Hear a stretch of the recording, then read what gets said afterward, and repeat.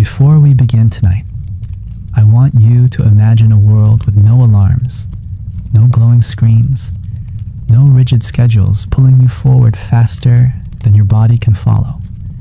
Imagine lying beneath a sky so dark it feels deep, where the stars don't flicker faintly but blaze with clarity, and the night air carries the sounds of insects, distant animals, and the steady breathing of those resting beside you. This is where our story starts. Long before bedrooms, mattresses, or clocks, humans learned how to sleep in ways that aligned with the land, the light, and their own biology. And in many ways, they understood something about rest that we've slowly forgotten. If you enjoy these deep, quiet journeys into the ancient past, I invite you to subscribe to Sleepless Caveman. Leave a comment telling me where in the world you're listening from, and make yourself comfortable. This space is built for slow thoughts and wandering minds. Now, let the day loosen its grip, and let's ease our way into the night together. When we talk about cavemen and sleep, it's easy to picture exhaustion followed by instant unconsciousness, bodies collapsing at the end of brutal days. But that image doesn't hold up when we look closely. Early humans didn't sleep because they were worn out. They slept because their bodies were tuned to rhythms far older than cities or electricity. Their nights weren't compressed into a single block of unconsciousness. Sleep arrived gradually, ebbed and returned, and was woven into the fabric of darkness itself. Firelight flickered low and warm, never overwhelming the senses. Shadows danced across stone walls, and the night announced itself clearly, not with a sudden switch, but with a long, gentle descent. What modern life rarely allows is that descent. Cavemen didn't force sleep, they allowed it. As the sun dropped and the temperature followed, the body received a cascade of signals. Light faded, sounds changed, and activity slowed. Melatonin wasn't something their bodies struggled to produce. It rose naturally, encouraged by darkness rather than suppressed by artificial glare. Their eyes adjusted slowly, their thoughts softened, and sleep came in layers rather than all at once. One of the most striking things we've learned from studying hunter-gatherer societies that still live close to these ancient patterns is that they don't treat sleep as a rigid, fragile event. They don't panic if they wake during the night. In fact, waking was expected. Cavemen often slept in segments, drifting off for a few hours, waking quietly, then returning to rest later. During those wakeful moments, they might tend the fire, share stories in hushed voices, check on children, or simply sit and observe the night. There was no anxiety attached to being awake at midnight. Wakefulness was part of sleep, not a failure of it. That understanding is something we've deeply lost. Today, waking in the night often triggers stress. Thoughts race. Clocks are checked. Calculations begin. Cavemen had no clocks to glare at them, no sense that time awake was being stolen from productivity tomorrow. Their nights were expansive. Time didn't press down on them. The body could float between rest and awareness without judgment. Safety played a role too. Sleeping alone was rare. Groups slept together, which allowed deeper rest for each individual. When you know someone else is awake or will wake if danger approaches, your nervous system relaxes. There's a quiet trust that spreads through the group. Someone might stir as another drifts deeper. That rotation of light sleep and deeper sleep meant the group was always aware, always protected. No one needed to stay hyper-vigilant all night long. Compare that to modern sleep, where many people lie alone in silent rooms, their minds tasked with guarding against everything from tomorrow's obligations to distant anxieties.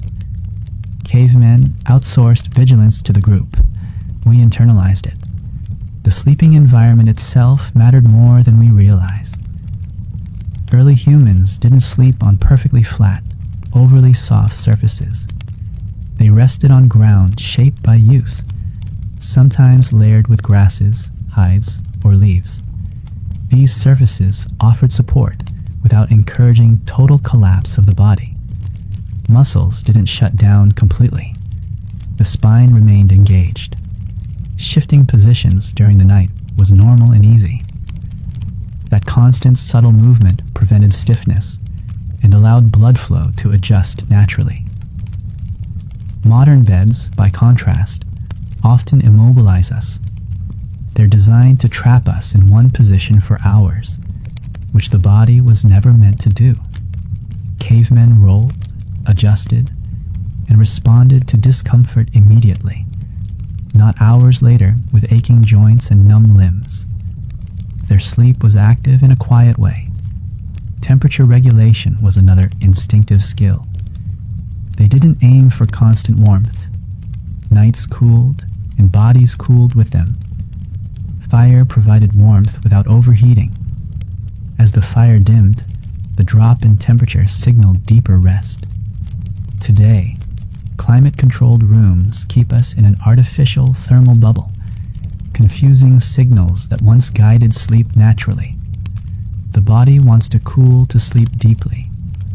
Cavemen allowed that process to unfold without resistance. Light exposure was perhaps the most powerful difference of all. Darkness was complete. No street lights bleeding through curtains. No glowing screens inches from the eyes. The night sky governed the rhythm. Even firelight, rich in reds and oranges, lacked the harsh blue wavelengths that disrupt circadian cycles. Cavemen didn't need sleep aids or supplements. Their environment was the sleep aid. But sleep wasn't only biological, it was cultural. Stories were told at night for a reason. The mind, softened by darkness, becomes receptive. Memories settle differently. Lessons sink deeper. Nighttime stories weren't entertainment alone. They were tools for passing knowledge, reinforcing bonds, and easing the transition into rest. Listening while lying down, surrounded by familiar voices, the mind drifted naturally towards sleep without effort. Dreams were respected too. Cavemen didn't dismiss them as meaningless noise. Dreams were discussed, interpreted, and remembered. They were seen as messages, reflections, or warnings. This attention gave dreams emotional weight and closure. Instead of waking abruptly and rushing forward, early humans often woke slowly, carrying their dreams into conversation and meaning. That integration reduced mental fragmentation. The mind wasn't split between night and day, it flowed. Another forgotten understanding was that sleep length changed with the seasons. Longer nights meant more rest. Shorter nights meant less. Cavemen didn't demand 8 hours year-round. Winter invited extended rest. Summer encouraged shorter, lighter sleep. The body adapted fluidly. Today, we impose the same expectations regardless of season, latitude, or daylight, and then wonder why sleep feels strained and unnatural. Even naps were different. Cavemen rested when needed, not when permitted. Short periods of stillness during the day weren't seen as weakness or laziness. They were maintenance. A brief rest in shade, eyes half closed, could reset the nervous system without guilt. Sleep wasn't compressed into nighttime alone. It was distributed across life. What's most striking is that sleep wasn't isolated from the rest of existence. It wasn't something to optimize, hack, or conquer. It was simply another state of being, as natural as a walking or eating. Cavemen didn't lie awake worrying about whether they would sleep. They trusted that rest would come when the conditions were right, and if it didn't, they trusted that the body would balance itself in time. We, on the other hand, often fight sleep. We chase it while pushing away the very signals that invite it. Bright light, constant stimulation, rigid schedules, and solitary vigilance all work against patterns that once kept humans well rested without effort. As you lie here listening, you're closer to that ancient rhythm than you might think. Your body still carries it, the same nervous system that once responded to firelight and stars still responds to darkness, safety, and quiet connection. You don't need to force sleep tonight. You don't need to demand it. Let it approach you the way it once did, gradually, patiently, without expectation. As night settled more fully around early human camps, something else happened that modern life rarely allows. The mind didn't stay crowded. Darkness reduced the flood of information, and without constant input, thoughts slowed on their own. Cavemen weren't bombarded by news, numbers, or endless decisions. Their cognitive load was lighter, even if their physical lives were demanding. That balance mattered. Mental exhaustion today often masquerades as physical tiredness, yet it keeps the brain alert long after the body is ready to rest. For early humans, once the tasks of the day were done, there was little left to mentally rehearse. Tomorrow would come whether they planned it or not. Fear, which we often imagine as constant in prehistoric life, was actually managed in ways we no longer practice. Yes, the world held dangers, but fear wasn't internalized and replayed in isolation. It was shared. Sounds in the dark were interpreted collectively. A crack of a branch wasn't immediately magnified into catastrophe. Someone would listen. Another would stir. Awareness was distributed across the group. This meant no single person carried the full weight of vigilance. Modern sleep struggles often stem from a hyper-alert nervous system, one that feels responsible for anticipating every possible threat. Cavemen externalized that responsibility. They also understood the difference between real danger and imagined danger in ways that surprise us. A sudden, unfamiliar sound mattered. Abstract worries did not. There was no lying awake, fearing conversations that hadn't happened yet, emails that hadn't been sent, or futures that existed only in imagination. Anxiety was situational, not speculative. Once a threat passed, the body returned to rest quickly. There was no cultural encouragement to dwell endlessly on possibility. Darkness itself wasn't feared in the way we fear it now. It was familiar, predictable, and deeply known. Children grew up surrounded by it, learning its sounds, movements, and rhythms. Their eyes adapted. Their hearing sharpened. Darkness became a sensory environment, not an absence. Today, darkness often feels unsettling because we've removed ourselves from it. We flood our spaces with artificial light, and when it disappears, the unfamiliarity triggers discomfort. Cavemen slept within darkness rather than against it. The fire, too, played a subtle psychological role. It wasn't just warmth or protection. It marked the center of safety. Beyond the firelight was the unknown. Within it was community. As the flames died down, it didn't mean danger was increasing. It meant the night was deepening. That slow dimming acted like a lullaby, signaling the nervous system that it was time to withdraw inward. There was no abrupt transition. Sleep arrived as a gradient, not a cliff. Dreaming often began before full sleep. In those moments of half-awareness, images drifted in and out without resistance. Cavemen didn't attempt to. control, or suppress these transitions. They let the mind wander. Modern sleepers often fight these moments, snapping themselves back to wakefulness with sudden thoughts or self-monitoring. Early humans trusted the mind's ability to cross thresholds on its own. There's evidence that early humans spent more time in what we'd now call light sleep than deep sleep, especially during the first part of the night. And that wasn't a flaw. Light sleep allowed responsiveness to the environment while still providing rest.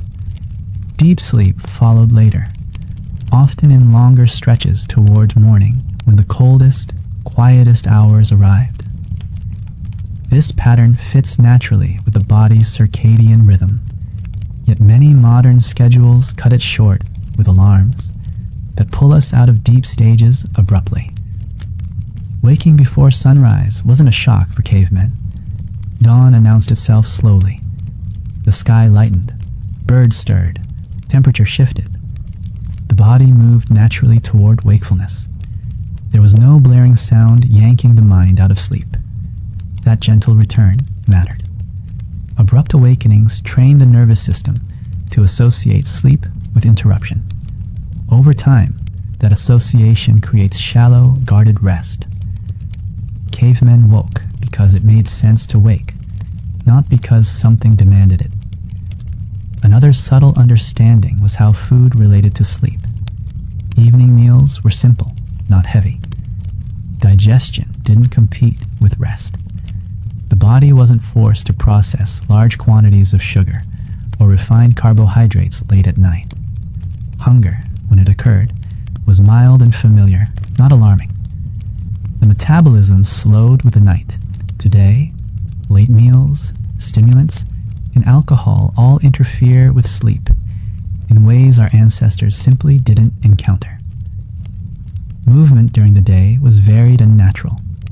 Cavemen didn't exercise in concentrated bursts and then remain sedentary. They walked, crouched, carried, climbed, and rested intermittently. This created a body that felt used, but not overstimulated. Muscles relaxed easily at night because they had fulfilled their purpose. Modern exercise often happens too late or too intensely, sending stress hormones into the bloodstream just before bed. Even illness and pain were experienced differently.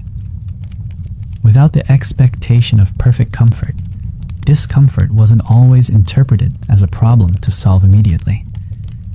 A sore muscle or a stiff joint didn't automatically become a mental loop. Cavemen adjusted their position, rested when needed, and accepted some discomfort as part of being alive. That acceptance prevented the mental amplification of physical sensations, something that keeps many people awake today. There's also the matter of silence. True silence existed, but it wasn't sterile. It was filled with natural sound.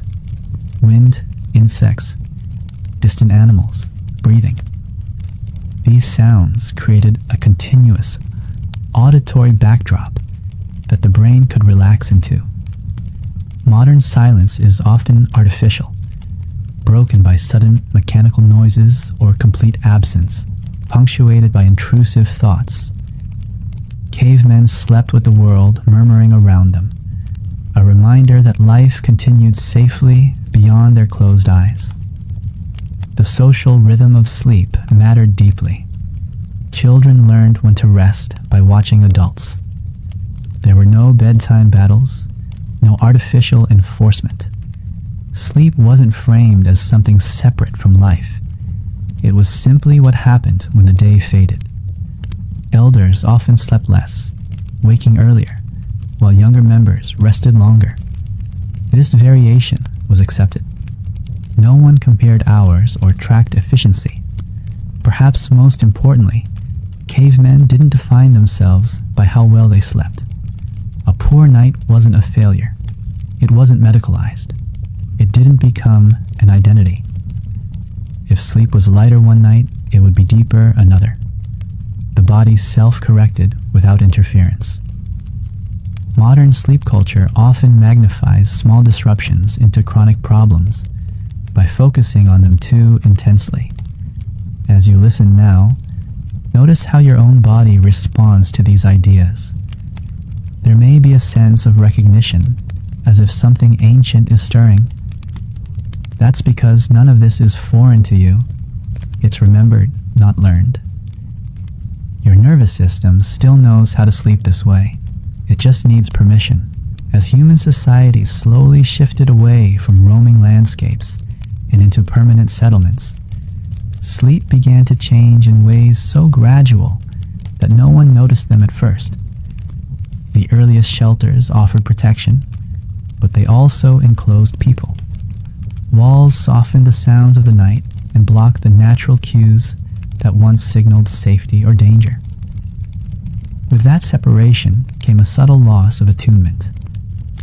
The world outside grew quieter, but the mind inside grew louder. Cavemen slept with the environment. Early villages began sleeping apart from it. Fire changed too. It moved from the center of communal space into controlled hearths, then into lamps, then into candles.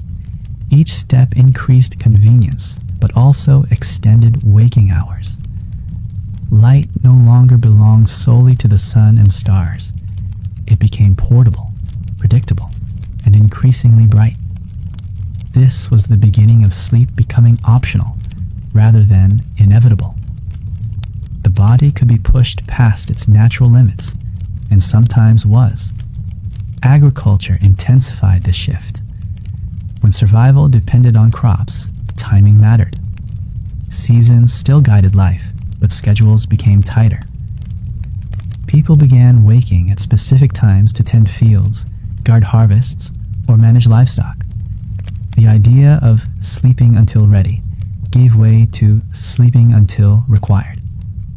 Rest became subordinate to obligation. Over generations, this trained the nervous system to anticipate interruption. As settlements grew into towns, night itself transformed. Noise increased. Artificial light multiplied. Privacy became the norm rather than the exception. Families slept apart. Individuals slept alone. While privacy brought comfort in some ways, it removed shared vigilance. The sleeping brain was suddenly tasked with protecting itself without backup. For some, this meant lighter sleep. For others, it meant difficulty sleeping at all. With industrialization, the fracture widened dramatically. Time became standardized. Clocks ruled daily life. Night shifts emerged. Artificial light erased darkness almost entirely. Sleep was compressed into fewer hours, often misaligned with the body's internal clock. The ancient agreement between light, temperature, movement, and rest was broken. The body still asked for what it always had, but the environment stopped providing it. Insomnia, as we understand it today, did not exist for cavemen. That doesn't mean they never had restless nights. They did. But restlessness wasn't framed as dysfunction. It was contextual. A change in weather, a recent loss, a shift in routine. The body responded, then recalibrated. Modern insomnia is often chronic because the mismatches are constant. Bright light at night, stress without resolution, sedentary days followed by overstimulation, isolation paired with hyper-responsibility. One of the most damaging changes was the belief that sleep must happen on command. Lie down, close your eyes, sleep now. Cavemen never demanded this of themselves. Sleep arrived because conditions were right, not because they willed it. When we try to force sleep, the brain interprets the effort as urgency. Urgency triggers alertness. Alertness keeps us awake. The cycle feeds itself. Another shift was the moralization of sleep. Waking early became virtuous. Sleeping late became lazy. Productivity crept into the night. Rest turned into something to justify rather than honor. Cavemen did not equate rest with weakness. They understood that a well-rested mind and body meant better hunting, better awareness, better survival. Sleep was functional, not indulgent. Technology accelerated this disconnect. Screens deliver intense light directly to the eyes long after sunset. They carry social information, emotional triggers, and endless novelty. The brain evolved to pay attention to new information because it once signaled opportunity or threat. At night, novelty keeps the mind alert. Cavemen had no such input after dark. The world became simpler as light faded. Today, it often becomes louder. Even the language we use reflects this shift. We say we struggle with sleep. We fight insomnia. We lose sleep. Cavemen did not frame rest as a battle. They participated in it. They allowed it. When language turns sleep into an adversary, the body listens. There's also the loss of transitional states. Cavemen experienced dusk and dawn fully. These were not brief moments, but long periods of change. Modern life erases transitions. We move from bright offices to brightly lit homes, from screens to screens. The nervous system never receives a clear signal to change state. Without transitions, sleep becomes abrupt and fragile. Another forgotten aspect is trust. Cavemen trusted their bodies. They didn't track sleep stages or worry about optimization. They didn't analyze why they woke or how long it took to fall asleep. Attention wasn't turned inward in a way that amplified sensation. Today, self-monitoring often turns minor awakenings into major events. The mind latches onto wakefulness and refuses to let it go. Social disconnection compounds this. Sleeping alone, worrying alone, processing stress alone. The brain evolved in community. When isolated, it remains alert longer. Even the presence of another breathing body can signal safety. Cavemen rarely slept without that reassurance. Modern bedrooms are often silent and solitary, leaving the mind to invent its own company. Yet despite all these changes, the ancient sleep system hasn't vanished. It's dormant, not broken. When people spend time outdoors, reduce artificial light, move naturally, and release pressure around sleep, it often reemerges on its own. Not perfectly, not instantly, but reliably. Insomnia is not a defect. It's a signal.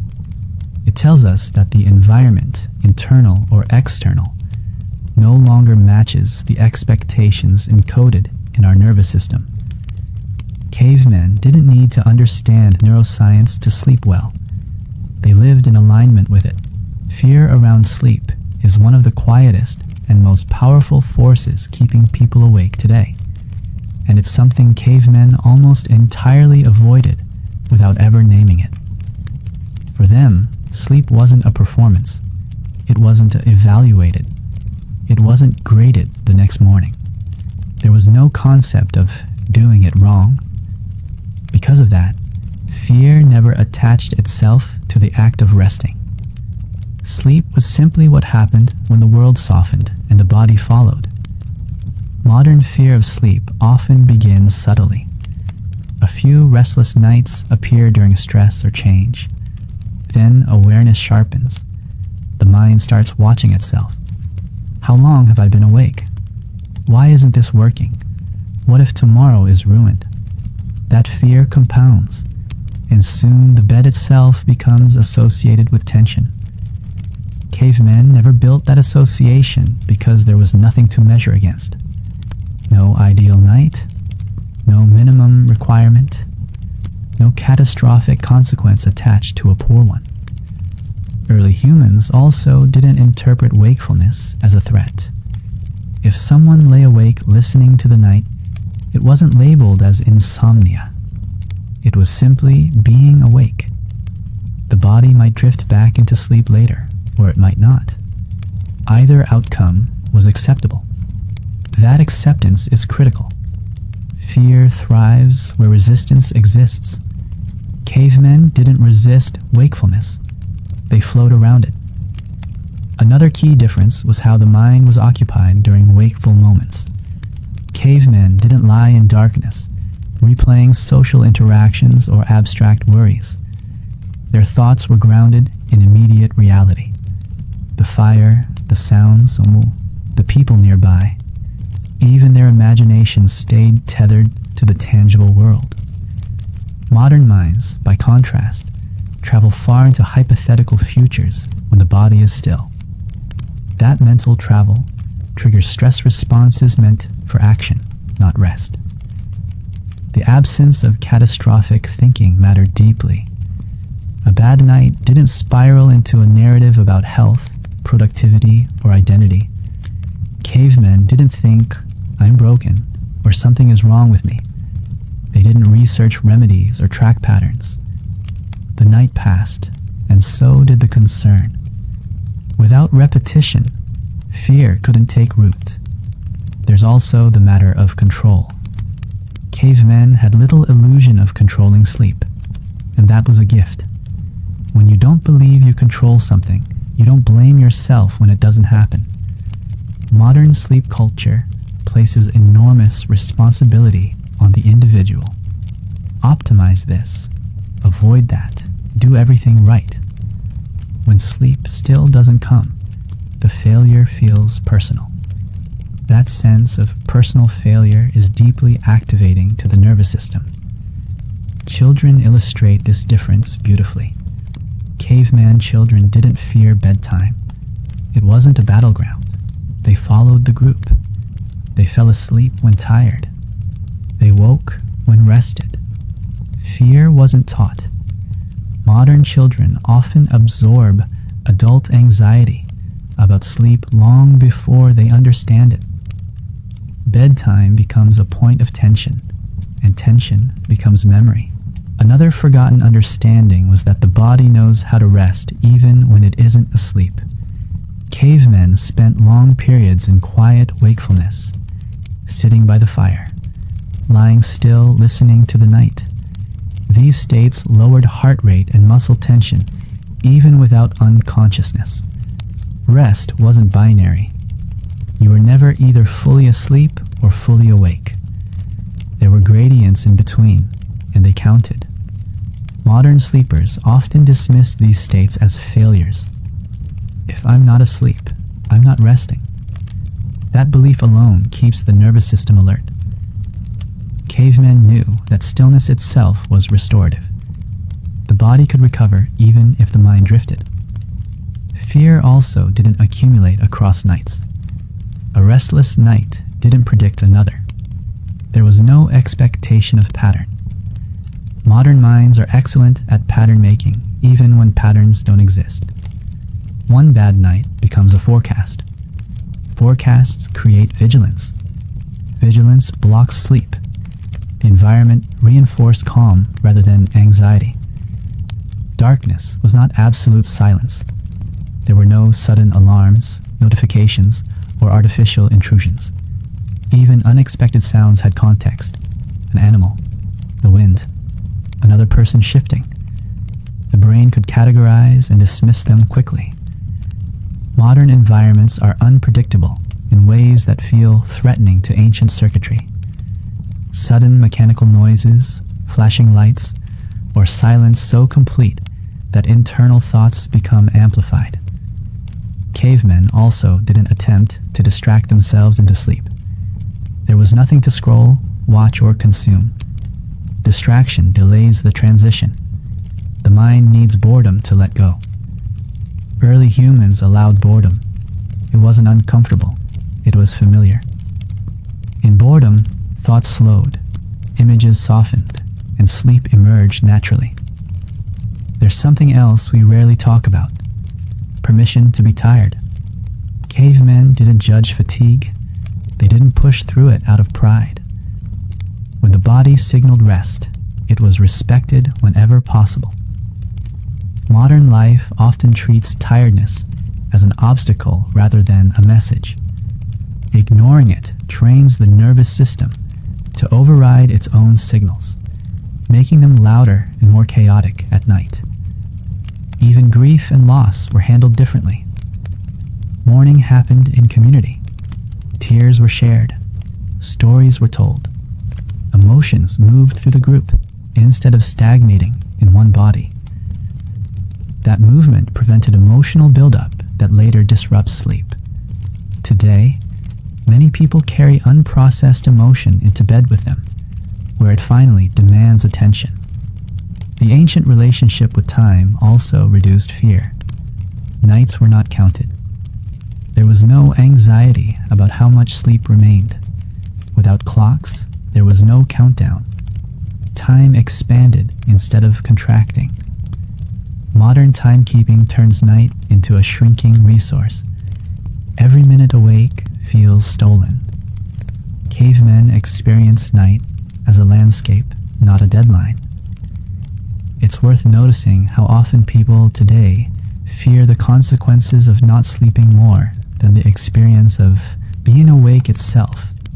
That fear alone is enough to keep the stress response active. Cavemen worried about real threats: hunger, weather, predators. When those were absent, the body rested. Imagined consequences didn't keep them alert because they weren't rehearsed endlessly. Your own body still responds to the same cues: safety, predictability, acceptance. When fear around sleep softens, sleep often returns without effort. Not because you fixed something, but because you've stopped interfering.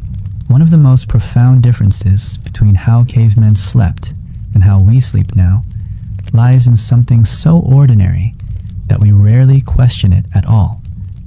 They almost never slept alone. Sleep, for early humans, was a shared state. Bodies rested close enough to feel warmth, hear breathing, sense movement. This closeness wasn't just practical. It shaped the nervous system itself. From the moment humans were born, they were rarely separated from others. Infants slept against caregivers. Children drifted off beside siblings or parents. Even adults remained within reach of one another at night. This constant proximity taught the nervous system something fundamental. Rest is safest when it's shared. Safety didn't need to be imagined. It was physically present. When multiple people slept together, the brain didn't need to stay fully alert. Someone else might stir if danger approached. Someone else might wake first. This shared vigilance allowed deeper rest for everyone. It created a rhythm where wakefulness rotated naturally through the group. One person shifted, another slept more deeply. Over the course of the night, everyone rested without requiring total unconsciousness at the same time. Modern sleep often removes that shared safety. Many people sleep alone in silent rooms, far from others. On the surface, this feels peaceful, but to the ancient nervous system, silence and isolation can signal vulnerability. Without realizing it, the brain stays partially alert, listening for threats that never arrive. This isn't fear in the dramatic sense. It's a low-level readiness that prevents full relaxation. Even when people share beds today, true communal sleep is rare. Partners may fall asleep at different times, facing away, immersed in separate devices beforehand. The sense of synchronized rest is diminished. Cavemen didn't bring separate mental worlds into sleep. They transitioned together. The group slowed together. That synchronization mattered. Touch also played a role we've underestimated. Physical contact regulates the nervous system.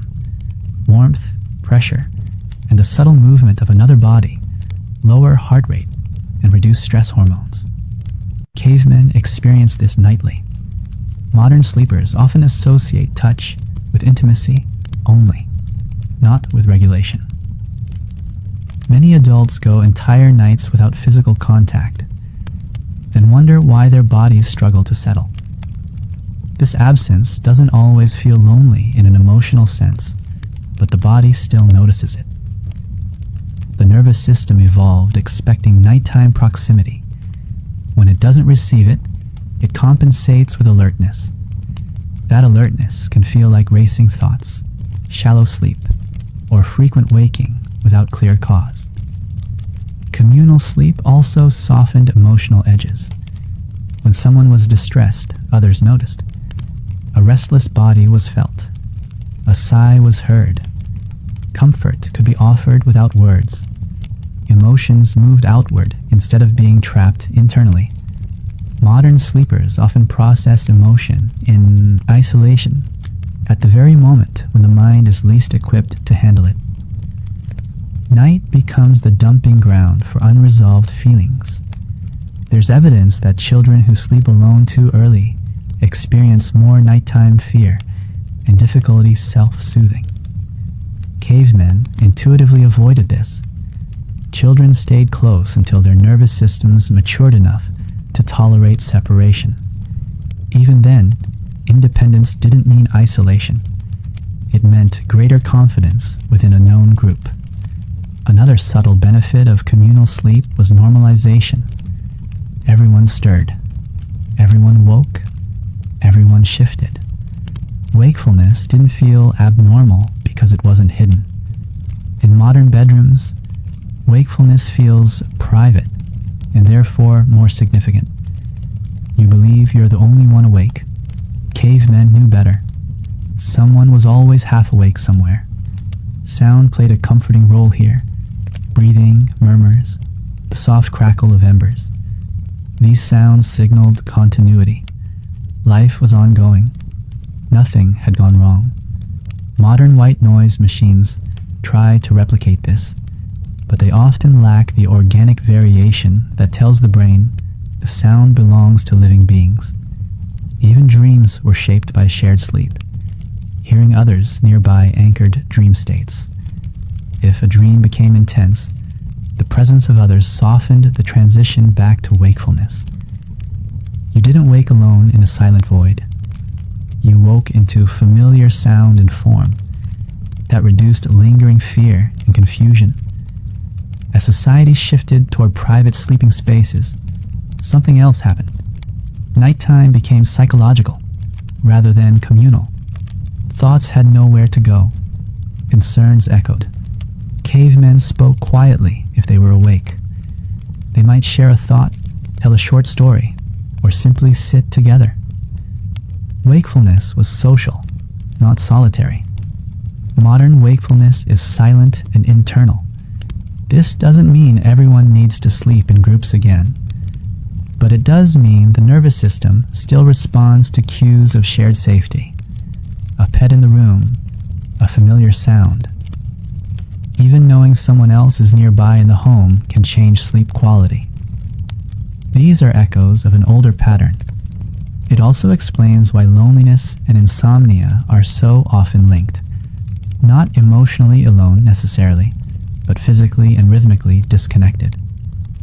Cavemen rested inside a web of bodies and breaths. We often rest inside walls and quiet. As you lie here now, you might notice your own breathing, the way it settles when you imagine others nearby. Even imagining shared presence can calm the nervous system.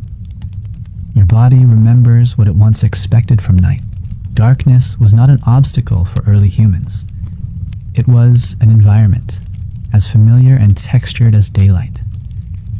Cavemen didn't experience darkness as emptiness. They experienced it as a shift in information. Vision softened, but hearing sharpened. Smell became more noticeable. Subtle changes in air movement, temperature, and sound took on meaning.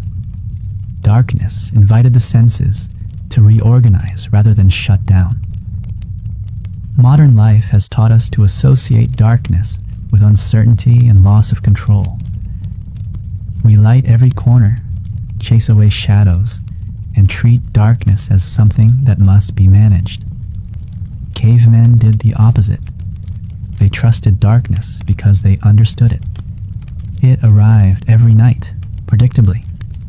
Nothing about it was mysterious. Children grew up within it, learning which sounds were normal and which were not. Over time, darkness became safe through familiarity. The fear many people feel at night today isn't fear of darkness itself. It's fear of what fills the silence once distractions disappear. Cavemen didn't carry unprocessed stimulation into the night. The day wound down naturally. By the time darkness fully settled, the mind was already quieter. Darkness didn't amplify thoughts because there were fewer thoughts left to amplify. Firelight helped mediate this transition. It created a boundary rather than erasing the night. The edge of the firelight was soft, not harsh. Shadows existed and moved gently. This taught the brain that partial visibility was normal. Today, we flip between extremes: bright, artificial light and total darkness. The nervous system doesn't ease between states. It startles. Cavemen also understood that darkness slowed time. Without visual detail, moments stretched. This slowing allowed the mind to drift. Modern artificial lighting keeps time sharp and fast. Edges stay defined. The brain remains oriented toward action. Darkness, when allowed, dissolves those edges and encourages inward attention. There's evidence that early humans spent long periods simply watching the night, not in alert vigilance, but in quiet observation. Stars moved. The moon changed shape. Clouds passed. This gentle motion gave the mind something to rest on without engaging it fully. Today, when people try to sit in darkness, the absence of stimulation feels uncomfortable because we've forgotten how to observe without consuming.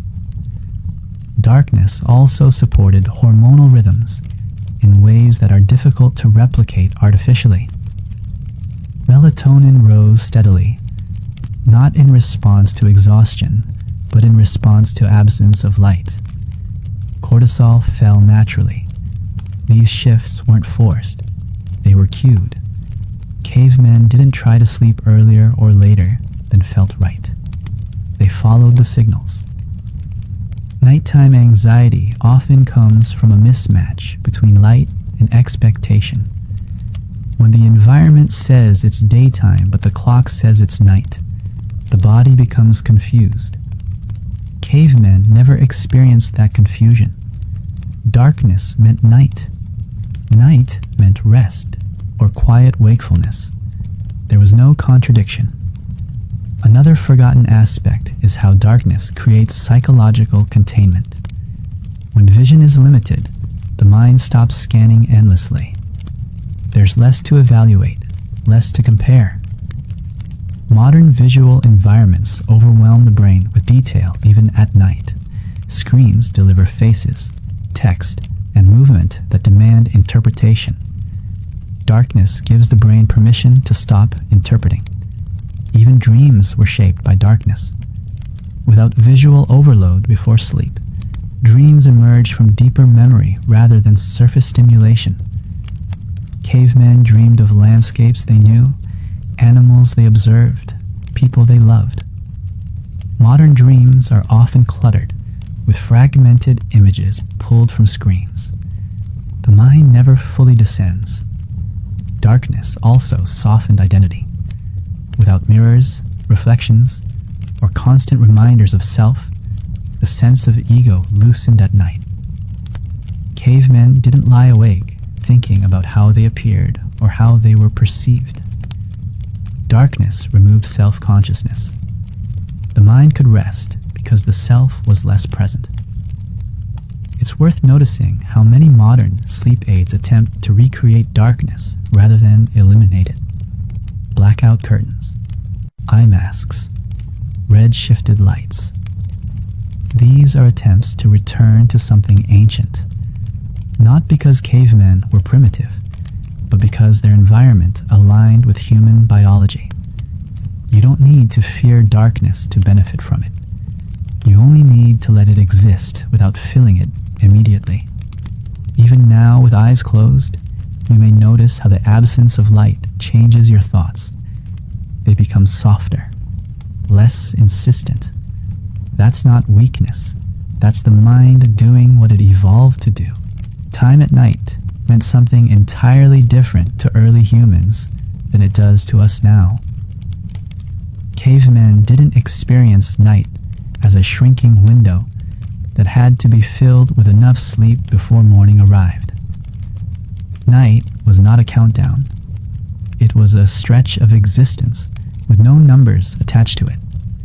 Without clocks, there was no sense of losing or gaining hours. There was only the progression of darkness, the slow movement of the sky, and the body's own signals rising and falling. This absence of measured time removed an enormous burden from the mind. Modern sleep anxiety is often built on arithmetic. How many hours are left?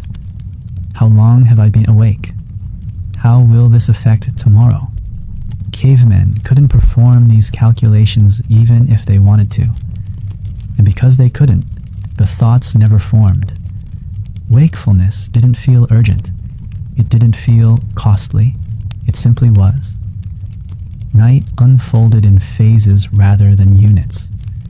Early evening belonged to social connection, stories, food, quiet laughter. As darkness deepened, voices softened, movement slowed. Later still, speech faded, and listening took over. The body followed these cues without resistance. Sleep didn't need to happen by a certain point. It arrived when the body crossed its own threshold. When cavemen woke during the night, they didn't interpret it as interruption. It was just another phase. Perhaps the fire needed tending. Perhaps the cold shifted. Perhaps a dream ended.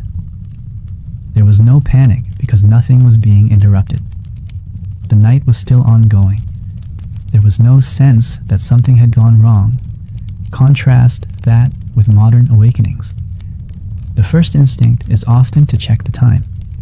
That single act can jolt the nervous system into alertness. Numbers appear. Consequences rush in. The mind leaps forward into the future. Cavemen never leapt forward like that. The future didn't intrude on the night. Time also didn't belong to individuals. It belonged to the group and to nature. Dawn arrived when it arrived. Work began when light returned. If sleep was shorter one night, rest might appear during the day. If a night was long, the body used it. There was flexibility. Modern schedules demand consistency, even when biology resists it. Seasonal time mattered more than nightly time. Cavemen knew when days were lengthening or shortening. They felt it in their bones. Winter nights stretched long, and sleep followed. Summer nights shortened, and sleep adapted. There was no attempt to force sameness across the year. Today, many people demand identical sleep, regardless of season, latitude, or light exposure. The body quietly disagrees. The absence of time pressure also allowed for patience. Sleep was not something to chase. It was something to wait for. Waiting without anxiety is almost a lost skill. Cavemen waited often. For animals, for weather, for seasons. Waiting did not mean tension. It meant presence. That same presence at night allowed sleep to arrive naturally. Even aging was experienced differently at night. Older members of the group often slept less and woke earlier. This wasn't pathologized. It served a purpose. Elders became the quiet watchers of dawn. They tended early fires. They noticed changes in weather. Their lighter sleep contributed to the group's safety. There was no expectation that everyone should sleep the same way forever. Modern sleep culture often treats deviation as a problem. If your sleep changes, something must be wrong. Cavemen expected change. Bodies changed, needs shifted, sleep adapted. That adaptability prevented fear from attaching to natural variation. Another subtle effect of unmeasured time was reduced self-observation. Without clocks, there was nothing to check against. The mind stayed in sensation rather than analysis. Warmth, cool air, muscle relaxation. These sensations guided behavior more than thoughts did. Modern sleepers often analyze their internal state instead of feeling it. Analysis keeps the mind active. The night sky itself served as a gentle clock, but not a precise one.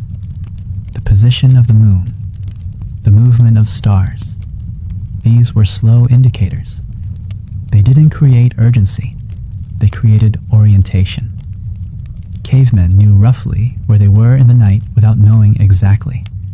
That ambiguity was calming. Even anticipation of morning was different. Dawn wasn't an alarm. It was a gradual return. Birds called.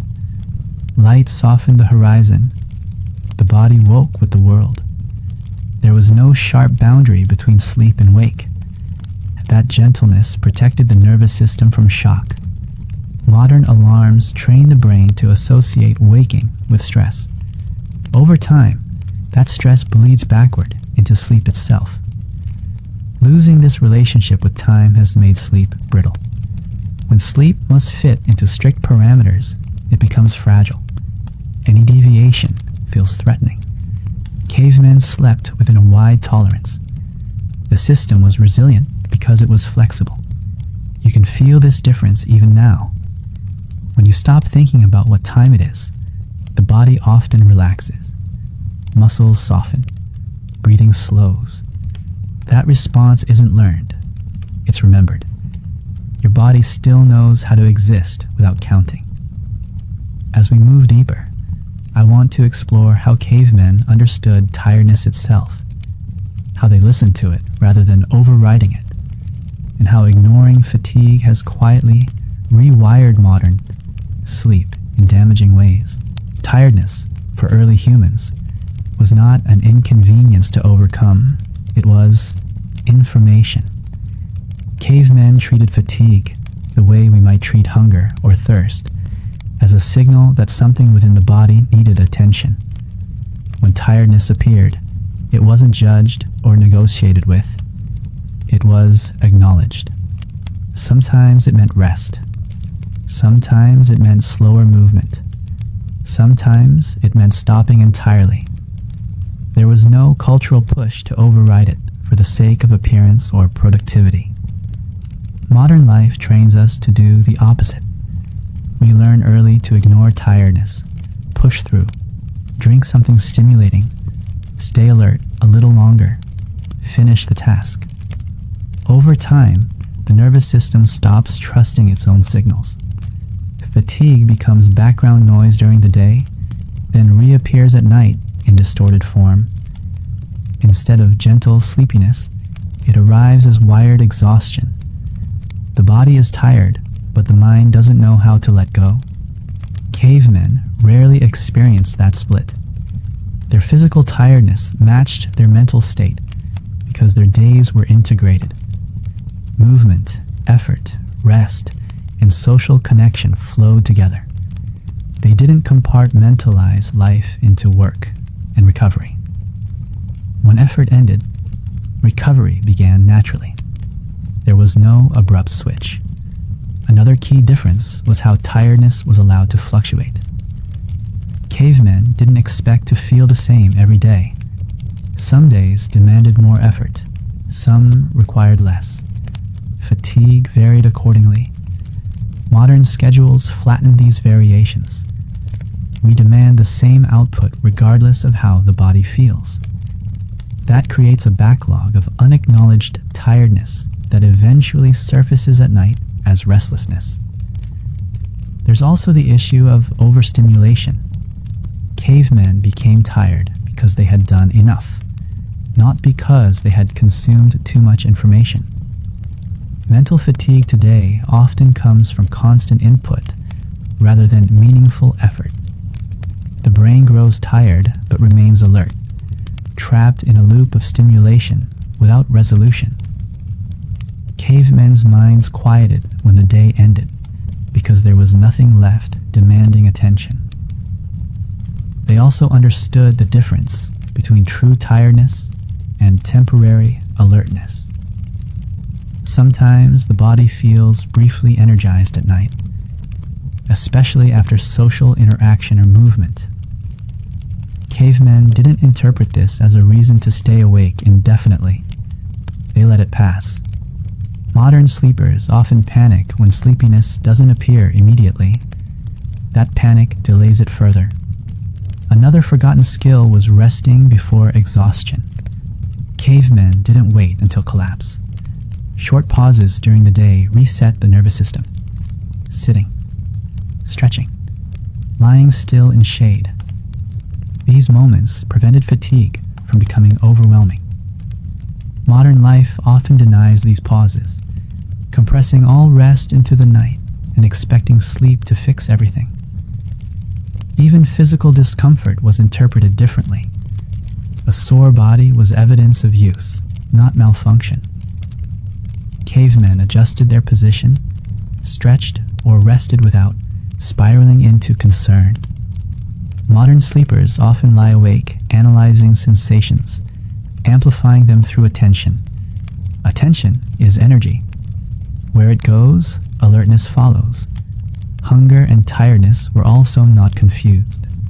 Cavemen ate when food was available, not late into the night. Their bodies didn't juggle digestion and sleep at the same time. Today, late meals can mimic alertness, confusing the body into thinking it should stay awake. Cavemen avoided this conflict naturally. There's something important about how cavemen ended their days. They didn't abruptly stop. Activity tapered. Effort softened. The nervous system needs this tapering to recognize that tiredness is safe. Modern days often end suddenly. Screens shut off. Lights go out. The body is expected to switch states instantly. It resists. Children in early human groups learned this pattern by observation. They didn't need to be told to sleep. They felt the collective slowing. Today, many children are overstimulated until the moment they're expected to rest. Their nervous systems never practice gradual descent. Tiredness also wasn't hidden. If someone was fatigued, it was visible and accepted. Modern culture often hides fatigue, especially emotional fatigue. That suppression keeps the nervous system activated long after the body needs rest. Cavemen expressed tiredness openly, through posture, silence, or withdrawal. Expression allowed release. It's also worth noting that cavemen didn't label themselves as insomniacs. They didn't build identity around sleep difficulty. A tired day followed by a restless night didn't become a story. It was just a day and a night. Without narrative, the body recalibrated quickly. If you notice your own tiredness now, you don't need to act on it immediately. Just notice it without judgment. That noticing alone begins to rebuild trust between mind and body. Trust is the foundation of sleep. Dreams were not an afterthought for early humans. They were not dismissed as random noise or meaningless images. Cavemen treated dreams as part of waking life, not separate from it. What happened during sleep mattered because it carried information the waking mind could not access as easily. Dreams were listened to, remembered, and often shared. This relationship with dreams changed how sleep itself was experienced. When you expect dreams to matter, you don't rush past them. You don't tear yourself out of sleep the moment consciousness returns. Cavemen often woke slowly, lingering at the edge of sleep where dream images were still present. That lingering helped integrate emotion. Modern waking is abrupt. Alarms shatter dream states, leaving emotions unprocessed and scattered. Dreams served as a kind of emotional digestion. Experiences from the day, especially intense or unresolved ones, were replayed in symbolic form. Fear became an animal. Conflict became a journey. Loss became distance. The mind transformed raw emotion into story, making it easier to carry. Cavemen understood this intuitively. By speaking dreams aloud, they released emotional charge into the group rather than storing it in the body. Modern culture often encourages the opposite. We wake and immediately move on. Dreams are forgotten within minutes, pushed aside by schedules and screens. The emotional residue remains, but the story is lost. That residue can resurface later as anxiety, tension, or unexplained wakefulness at night. Cavemen rarely carried unprocessed dream emotion forward because it was acknowledged early. There was also no pressure for dreams to be pleasant. Nightmares were not failures. They were messages. A frightening dream might be discussed as a warning, a reminder, or a reflection of stress within the group. The fear was externalized and examined, not suppressed. Modern nightmares are often met with avoidance, which allows fear to linger beneath the surface. Because cavemen didn't pathologize dreams, they didn't fear falling asleep because of them. Today, some people avoid sleep because of disturbing dreams. That avoidance creates another layer of anxiety around rest. Cavemen trusted that whatever appeared in dreams had a place and a purpose. Dreaming also reinforced social bonds. When dreams were shared, they became communal narratives. People learned about each other's inner worlds. That intimacy reduced isolation. Modern sleepers often carry vivid inner experiences alone, which can intensify their emotional impact. Another important difference is that cavemen didn't try to control their dreams. Lucidity, if it occurred, was incidental. The goal was not mastery, but listening. Modern attempts to manipulate dreams can sometimes keep the mind too alert, interfering with deep sleep. Early humans allowed dreams to arise and pass without interference. Dreams also benefited from the lack of pre-sleep stimulation. Without screens or artificial narratives flooding the mind, dreams drew from memory, environment, and emotion rather than fragmented imagery. This made them more coherent and meaningful. Modern dreams often feel chaotic because the mind never fully transitions into its own rhythm. Even the environment supported dreaming. Darkness, quiet sound, and shared presence created a sense of containment. When a dream ended, the dreamer woke into familiarity. That gentle re-entry prevented shock. Today, waking into alarms, silence, or bright light can leave the nervous system startled, reinforcing shallow sleep the following night. Cavemen didn't analyze dreams endlessly, but they didn't ignore them either. They struck a balance. Enough attention to release emotion, not so much that the mind stayed engaged. That balance is rare today. We either dismiss dreams completely or overanalyze them. Both extremes disrupt integration. Dream sleep also wasn't treated as something to optimize. Cavemen didn't worry about how much REM they got. Their bodies found the balance naturally because the rest of their lives supported it. When the day is aligned, the night follows. As you listen now, you may notice images drifting through your own mind. That's natural. The boundary between wakefulness and dreaming is thinner than we think. Cavemen lived closer to that boundary, and it served them well. Modern sleep environments are often designed for comfort as we define it now, not for rest as the body understands it. Cavemen never designed bedrooms, yet their sleeping conditions aligned remarkably well with human biology. Their environments worked with the nervous system rather than against it, and the differences begin with something as simple as space. Cavemen slept in open or semi-open shelters. Air moved freely. Scents carried information. Temperature shifted gradually through the night. There was no sealed box trapping stale air. Oxygen levels remained high. Carbon dioxide didn't accumulate. The body breathed deeply without resistance. Modern bedrooms, especially tightly sealed ones, can feel suffocating to the ancient nervous system without us knowing why. Poor airflow subtly increases alertness, even when we feel physically comfortable. The ground itself mattered. Sleeping on earth or on thin layers placed over it provided constant sensory feedback.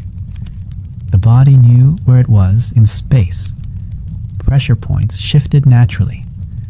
Modern mattresses often remove that feedback entirely. They're designed to eliminate sensation, but sensation is how the nervous system orients itself. When sensation disappears, the brain stays alert, waiting for information that never arrives. Cavemen also didn't expect perfect softness. Their sleeping surfaces were firm enough to support the skeleton. Muscles could relax without collapsing. The spine maintained its natural curves. Modern beds can over-soften, forcing muscles to stay subtly engaged all night to stabilize the body. That engagement often shows up as morning stiffness or shallow sleep. Temperature is another area where ancient instincts shine. Cavemen slept in cooler conditions. As the night progressed, temperatures dropped, and the body followed. This cooling is essential for deep sleep. Modern environments often maintain constant warmth, which interferes with the body's natural descent into rest. The brain struggles to enter deeper stages when it doesn't receive the signal that night has truly arrived. Fire provided warmth without overheating. It radiated gently and unevenly. Some areas were warmer, others cooler. This allowed people to adjust position instinctively throughout the night. Modern heating systems aim for uniformity, removing the body's ability to self-regulate through movement. Sound also played a role. Cavemen slept with natural, irregular soundscapes. No two moments sounded exactly the same. This variation signaled safety. The brain could relax into it. Modern sleep environments are often either too quiet or punctuated by sudden artificial noises. Silence amplifies internal thought. Sudden noise triggers alertness. Both disrupt rest. Light exposure before sleep was minimal and warm. Firelight did not suppress melatonin the way modern lighting does. Cavemen didn't stare into bright sources inches from their eyes before trying to rest. Their visual systems dimmed gradually. Modern lighting often tells the brain it's still daytime, even when the clock insists otherwise. Even posture was different. Cavemen didn't lie flat and still for 8 hours. They curled, stretched, shifted, and sometimes slept partially upright. These changes supported circulation and prevented numbness. Modern sleep culture often encourages stillness, which the body resists unconsciously through micro-awakenings. Privacy, while valued today, came at a cost. Cavemen slept exposed to subtle environmental cues: wind direction, weather changes, animal movement. These cues help the brain stay oriented without staying alert. Modern isolation removes those cues, leaving the mind to create its own signals, often in the form of worry or vigilance. The idea of a bedroom as a dedicated, sleep-only space is also relatively new. Cavemen rested where life happened. There was no sharp boundary between living and sleeping. This reduced performance pressure. Today, the bed bed itself can become a symbol of success or failure, increasing anxiety. Even the way we prepare for sleep differs. Cavemen didn't transition from intense stimulation to rest in minutes. Their evenings slowed naturally. Modern nights often require abrupt shifts. The nervous system doesn't appreciate being rushed. All of this points to a simple truth. Cavemen didn't need to fix their sleep because their environments didn't break it. When the body is supported, sleep emerges on its own. Stress existed for cavemen, but it behaved very differently than stress does today. Their stress was immediate, physical, and time-limited. A threat appeared. The body reacted. The threat passed. The body settled. This complete arc is something modern stress rarely allows. Today, stress often has no clear beginning or end. It lingers, loops, and follows us into bed long after the original cause is gone. When a caveman faced danger, the nervous system activated fully. Heart rate rose, muscles tensed, attention sharpened. But crucially, once safety returned, the stress response shut down. There was no reason for it to stay active. The body had done its job. That shutdown allowed deep rest to follow, sometimes even more deeply than usual. Sleep after danger was restorative, not disrupted. Modern stress often lacks physical resolution. A tense conversation, a looming deadline, financial worry, or social pressure triggers the same stress chemistry as a predator once did. But there is no physical release, no chase, no escape. The body prepares for action that never comes. That unused energy has nowhere to go, so it stays active in the system. At night, when the body finally stops moving, that stored tension demands attention. Cavemen discharge stress through movement, running, climbing, carrying, shouting, fighting, or fleeing. Their bodies completed the stress cycle. Modern stress often occurs while sitting still, staring at a screen, or lying in bed.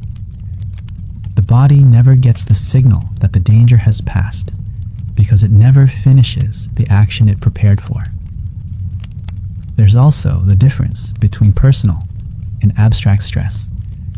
Cavemen worried about tangible things: weather, food, immediate safety. Once those needs were met, the worry ended. Modern stress is often abstract and future-based. What if this happens? What if I fail? What if something goes wrong? The nervous system does not distinguish between imagined and real threats. It stays activated either way. Cavemen didn't carry stress silently. They expressed it outwardly, through voice, movement, or shared reaction. Fear and tension moved through the group.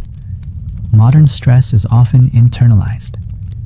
We keep it contained, polite, and invisible. Contained stress doesn't dissipate. It accumulates. Another critical difference is that cavemen didn't attempt to be calm while stressed. They didn't suppress reactions. If something was frightening, the body reacted fully. Modern culture often rewards emotional suppression. Stay composed, don't react, keep going. Suppression keeps the nervous system active beneath the surface, even when behavior appears calm. After danger, cavemen rested together. Shared rest signaled safety at a deep biological level. Modern stress recovery often happens alone, if it happens at all. The body is left to convince itself that it's safe, which is much harder without social confirmation. Sleep following stress was not optional.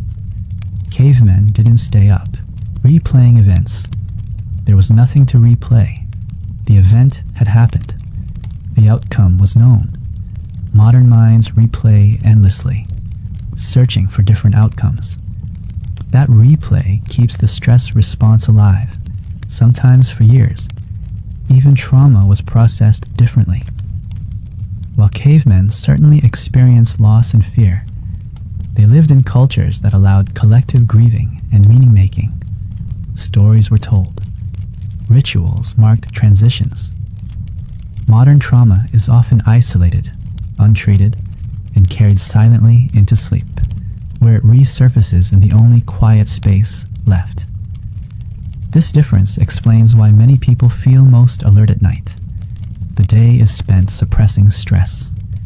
Night is when the body finally has room to feel it. Cavemen felt stress when it happened, not hours later in bed. Your body still wants to complete stress cycles. When it can't, sleep becomes shallow or elusive. This isn't weakness. It's biology waiting for resolution. As human life grew more complex, one of the quiet casualties was ritual. Cavemen didn't use that word the way we do now, but their evenings were filled with repeated actions that signaled safety, closure, and predictability.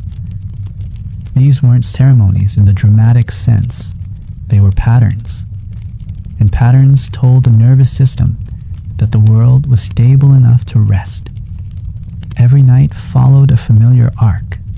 Food was prepared in similar ways. Fires were built and tended with practiced movements. Stories followed rhythms that everyone recognized. Even silence arrived in a predictable manner.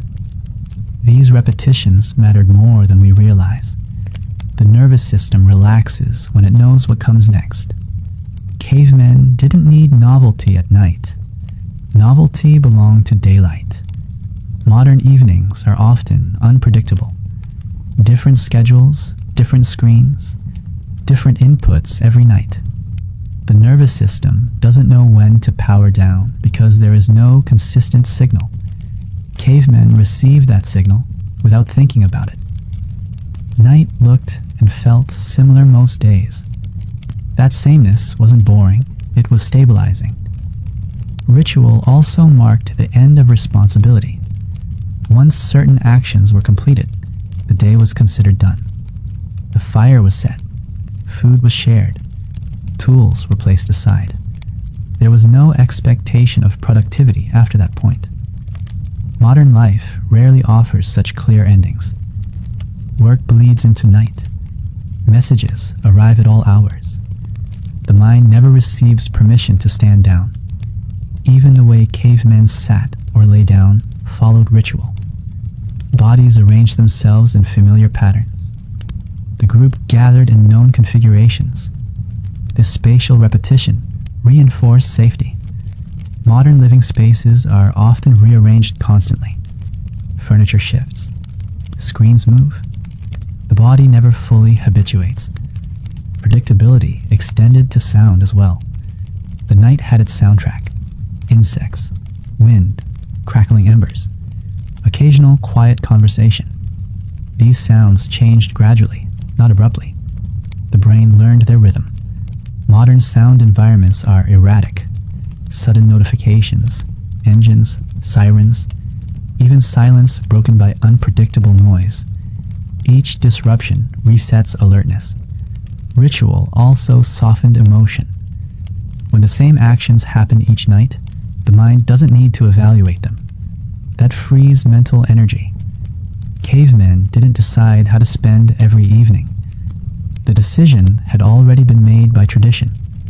Modern choice overload keeps the mind active, long after the body is tired. There's also something important about shared ritual. When everyone participates, safety becomes collective. Cavemen didn't lie awake wondering if they had forgotten something important.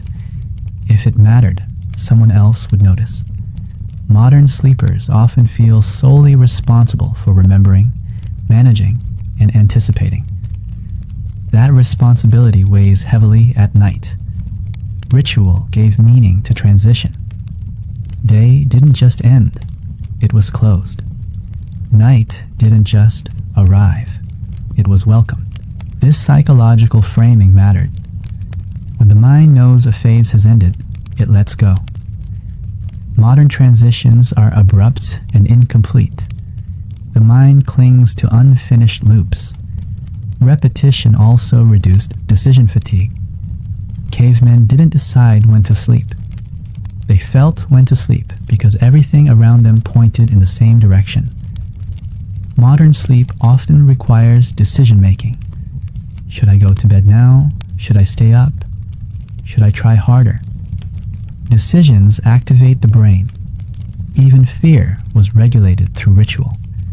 Familiar actions reassured the group that tonight was like other nights. Nothing unusual was happening. Modern unpredictability trains the brain to expect disruption, even when none occurs. Children benefited especially from this. They learned safety through repetition. Night didn't need explanation. It felt the same as before. Modern children often experience bedtime as a negotiation rather than a ritual, which introduces uncertainty and tension. Ritual didn't eliminate variation. Weather changed, events happened, but the core structure remained. That structure absorbed disruption. Modern life lacks that buffer. Small changes feel larger because there's no stable frame. Your body still responds to ritual. When evenings follow similar patterns, sleep often improves without effort. Not because you forced it, but because your nervous system recognizes safety. Silence and boredom were not problems for early humans. They were necessary states. Cavemen didn't fill every empty moment with stimulation. In fact, the quiet hours of the evening were intentionally unremarkable. Nothing new needed to happen. Nothing exciting was expected. That absence of novelty gave the nervous system room to unwind. Boredom today carries a negative weight. It feels uncomfortable, even threatening, because it exposes the mind to itself. Cavemen experienced boredom differently. To them, it wasn't emptiness. It was spaciousness, a mental landscape with no urgent demands. In that space, attention drifted naturally. Thoughts slowed. The mind stopped scanning for what came next, because there was nothing coming next. This mattered deeply for sleep. The brain evolved to fall asleep when stimulation drops below a certain threshold. Cavemen reached that threshold every night without effort. As darkness deepened and activity faded, boredom emerged organically. The brain recognized it as a signal that it was safe to disengage. Modern life rarely allows boredom to last. The moment stimulation drops, we reach for something, a screen, a sound, a thought to chew on. Each interruption tells the brain to stay alert. Even passive consumption keeps the mind engaged, at a low but persistent level. Cavemen allowed boredom to stretch long enough for sleep to arrive on its own. Silence, too, was different. It was never absolute. Natural silence is textured. It contains layers of sound that repeat and vary gently. Insects chirping, wind moving leaves, a distant animal call. These sounds don't demand interpretation. They reassure the brain that the environment is stable. Modern silence is often artificial and brittle. When it breaks sharply, startling the nervous system. Cavemen didn't try to escape their thoughts when silence arrived. Thoughts came and went without resistance. There was no pressure to resolve them. Without stimulation, thoughts naturally lost momentum. Modern minds often fear silence because it amplifies unresolved stress. But that amplification only happens because the stress has nowhere else to go. Boredom also allowed day residue to settle. Experiences from daylight didn't need to be processed immediately. They drifted, softened, and dissolved. Modern stimulation interrupts this settling process. The mind carries unresolved material into bed, where it finally demands attention. Another forgotten aspect is that cavemen didn't confuse boredom with dissatisfaction. Nothing happening didn't mean something was missing. meant things were complete. Modern culture often equates stillness with lack. That belief keeps the nervous system searching. Children in early human groups learned to tolerate boredom naturally. They watched adults sit quietly. They learned that nothing happening was normal. Modern children are often entertained constantly, making boredom feel alarming rather than soothing. That pattern follows them into adulthood and into sleep. Boredom also reduced self-focus. Without mirrors, screens, or social comparison, attention moved outward or softened entirely. The sense of self loosened. That loosening is essential for sleep. The more tightly we hold identity and narrative, the harder it is to let go. Silence at night wasn't a void. It was a signal. The signal said, "You don't need to do anything now." Cavemen trusted that signal. Modern life teaches us to override it. Even wakeful moments were allowed to be boring. If someone woke during the night, they didn't seek stimulation. They sat, they listened, they waited. Without input, sleep often returned naturally. Today, wakefulness is often met with immediate engagement, which pushes sleep farther away. Your body still understands boredom. When stimulation drops and nothing replaces it, the nervous system begins to power down. It doesn't need instruction. It only needs permission. As you listen now, you might notice spaces between thoughts. That's not your mind failing to focus. That's your mind remembering how to rest. Uncertainty surrounded early humans constantly, yet it rarely followed them into the night the way it follows us now. Cavemen lived in a world where tomorrow was never guaranteed. Weather could change. Food could be scarce.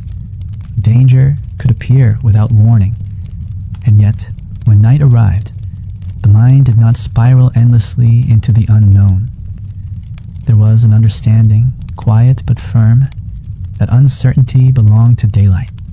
This wasn't optimism. It wasn't denial. It was placement. Cavemen understood, instinctively, that worrying at night did not improve survival. If something could be acted upon, it was addressed during the day. If it could not, it was left alone until light returned. The night was not a time for solving problems. It was a time for conserving energy. Modern minds struggle with this boundary. We carry unfinished questions into bed and expect answers to appear in the dark. What if this goes wrong? What if I made a mistake? What if something happens while I sleep? These questions activate the same neural circuits as real threats. The body responds with alertness, even though there is nothing it can do in that moment. Cavemen didn't attempt to resolve the future at night. The future was approached when the body was awake, fed, and in motion. Night belonged to recovery. This separation mattered. When the brain knows it has a designated time for action and a designated time for rest, it can let go more easily. There was also an acceptance that not knowing was part of life. Cavemen didn't expect certainty. They didn't expect guarantees. The unknown was familiar, not alarming. Modern culture often promises control, predictability, and optimization. When those promises fail, the nervous system panics. Cavemen never expected certainty in the first place. Uncertainty was also shared. If something was unknown, it was unknown to everyone. There was comfort in that. Modern uncertainty often feels isolating. You lie awake believing you alone are responsible for anticipating every outcome. Cavemen didn't carry that burden individually. The group faced the unknown together. Stories played a role here too. Nighttime stories often framed uncertainty in symbolic ways. Journeys, trials, cycles. These narratives reminded listeners that uncertainty had always existed and had always been survived. The unknown wasn't new. It was part of the human condition. Modern media often does the opposite, amplifying uncertainty without offering resolution or context. Another subtle difference is that cavemen didn't consume hypothetical futures endlessly. Their imagination was grounded in experience. Modern minds are trained to simulate infinite scenarios, most of which will never occur. Simulation keeps the nervous system alert. Cavemen imagined less at night because there was nothing new feeding the imagination. Even fear of death, which we often assume dominated prehistoric life, was not obsessed over at night. Death was understood as part of existence, not an abstract terror to be rehearsed endlessly. Modern avoidance of death talk paradoxically increases nighttime anxiety because the mind fills silence with what has been suppressed. Cavemen also trusted morning. Light meant clarity. Problems looked different in daylight. This trust allowed the mind to postpone concern. Modern sleepers often feel they must solve everything immediately, even when exhausted. That urgency is learned, not natural. There's something powerful about allowing questions to remain unanswered overnight. The nervous system relaxes when it's not forced into constant vigilance. Cavemen practiced this without effort. When the fire burned low and voices softened, uncertainty was set aside, not resolved. You can practice this now without doing anything at all. When a question arises, notice it, then let it rest where it is. You don't need to answer it tonight. Night has a different purpose. Your body knows this, even if your mind has forgotten. Safety, for cavemen, was not an idea to be reasoned through. It was a physical state. The body knew when it was safe long before the mind ever formed a thought about it. This distinction matters more than almost anything when it comes to sleep, because sleep does not respond to logic. It responds to sensation. Early humans didn't lie awake, convincing themselves they were safe. They didn't repeat calming phrases or analyze risk. Safety was felt through warmth, proximity, predictability, and familiarity. The body relaxed because the body had evidence. Firelight, known faces, familiar sounds, a landscape understood through years of lived experience. These cues bypassed conscious thought and spoke directly to the nervous system. Modern attempts to create safety often stay trapped in the mind. We tell ourselves nothing is wrong. We list reasons we should relax. We try to outthink anxiety. But the nervous system doesn't respond to explanation. It responds to cues. Cavemen didn't explain safety to themselves. They lived inside it. One of the strongest cues was consistency. Sleeping in the same places, with the same people, following the same rhythms, taught the body that night was predictable. Predictability is safety. When the nervous system can predict what comes next, it powers down. Modern life is unpredictable at exactly the wrong times. Nights vary wildly. Sounds appear without warning. Schedules shift. Even bedrooms change with technology and habit. The body never fully learns that night is stable. Another cue was orientation. Cavemen knew where they were in space at all times. The ground beneath them was familiar. The shelter around them was known. They could sense direction, temperature, and airflow. This spatial awareness anchored the nervous system. Modern environments often disorient the body. Flat, identical rooms. Artificial airflow. No reference to the outside world.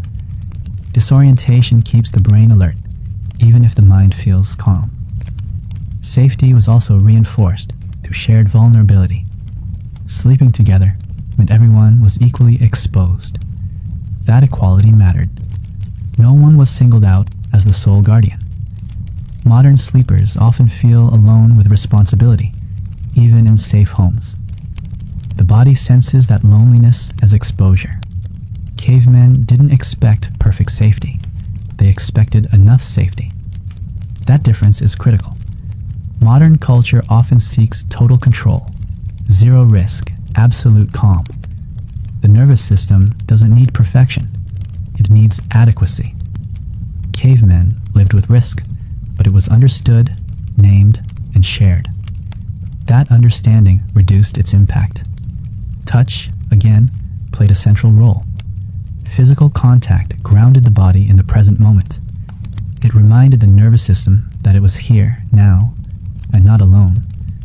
Modern adults often go entire nights without touch, then wonder why their bodies stay vigilant. The absence of touch isn't neutral. It's information. Even the way cavemen breathed signaled safety. Slow, deep breathing emerged naturally when the environment allowed it. No one instructed them to breathe a certain way. The breath followed the body's state. Modern breathing exercises try to reverse this sequence, using breath to convince the body it's safe. Sometimes it works, sometimes it doesn't. Cavemen didn't need the technique because the cues were already there. Sound once again mattered. Familiar voices, even murmured or distant, told the body that the group was intact. Silence broken by unknown or mechanical sounds does the opposite. It triggers scanning. Cavemen slept inside a soundscape they understood intimately. Modern soundscapes are often unpredictable and abstract. There's also something to be said about meaning. Cavemen understood their place in the world, their role in the group, their connection to land, animals, and seasons. This sense of belonging reduced existential anxiety.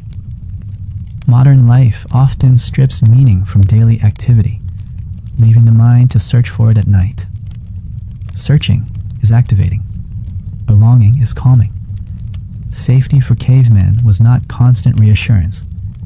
It was quiet confidence built over time. Confidence that night had come before and would pass again. Confidence that the group would respond if needed. Confidence that the body knew what to do. That confidence lived in the body, not the thoughts. When modern sleepers struggle, it's often because the body does not feel safe enough to let go, even if the mind insists it should. The solution is rarely more thinking. It's more cues, more consistency, more warmth, more familiarity, more permission. As you rest now, you don't need to prove safety to yourself. You only need to notice any small signal of it. The weight of your body, the steadiness of your breath, the fact that nothing is being asked of you in this moment. These are ancient cues. Your nervous system recognizes them immediately. Rest, for early humans, did not begin and end with sleep. Cavemen understood something subtle yet essential. The body can recover without losing consciousness. Quiet wakefulness was not wasted time. It was a restorative state all its own, and it played a crucial role in keeping us sleep effortless rather than strained. Long before the body fully surrendered to sleep, cavemen rested. They lay still by the fire. They sat with their backs against stone or earth. They listened without reacting. These moments were not preparation for sleep in a strategic sense. They were rest itself. Muscles softened. Breathing slowed. The nervous system shifted downward in stages, rather than dropping abruptly into unconsciousness. Modern life has largely erased this middle ground. We treat wakefulness and sleep as opposites, with nothing in between. If you're awake, you should be doing something. If you're not asleep, rest has failed. Cavemen never held this belief. They moved fluidly through degrees of rest, allowing the body to recover long before sleep arrived. This mattered because it removed pressure from sleep itself. Sleep didn't have to fix everything. The body wasn't desperate by the time it arrived. Modern sleepers often arrive at bedtime exhausted but overstimulated, demanding sleep perform immediate repair. That demand alone keeps the nervous system alert. Quiet wakefulness also allowed the mind to empty gradually. Thoughts arose and passed without engagement. There was no urgency to resolve them. Without input, the mind naturally slowed. Cavemen didn't meditate as a technique, but they lived inside meditative states regularly. Stillness was common. Silence was tolerated. The mind learned how to idle. Another important aspect was posture. Rest didn't require lying flat. Cavemen rested sitting, reclining, leaning, or curling. These positions kept them grounded while allowing alertness to fade. Modern rest is often binary, either upright and active, or fully horizontal and trying to sleep. The lack of intermediate positions removes a natural pathway into rest. Cavemen also rested socially. Quiet companionship mattered. Sitting together without speaking was normal. This shared stillness reinforced safety. Modern quiet is often solitary, which can feel empty rather than restful. The nervous system relaxes more easily when it senses presence, even without interaction. Even during the day, cavemen rested without guilt. After exertion, they paused. They didn't fill every moment with movement. These pauses prevented the buildup of chronic exhaustion. Modern culture often delays rest until night, compressing all recovery into a few hours and wondering why it doesn't feel sufficient. There was also no effort to make rest productive. Cavemen didn't track how restorative it was. They didn't try to optimize it, they trusted it. Trust is key. The moment rest becomes something to achieve, the mind stays involved. Cavemen rested because there was nothing else to do, not because rest was a goal. This understanding extended into the night. If sleep didn't come immediately, rest still happened. Lying quietly in darkness was not a failure. It was part of the night's rhythm. The body still benefited. Modern sleepers often tense during wakeful moments, believing time is being lost. That tension blocks the very recovery the body could be receiving. Quiet wakefulness also prevented fear from attaching to the bed. When the bed is allowed to host both rest and sleep, it remains neutral.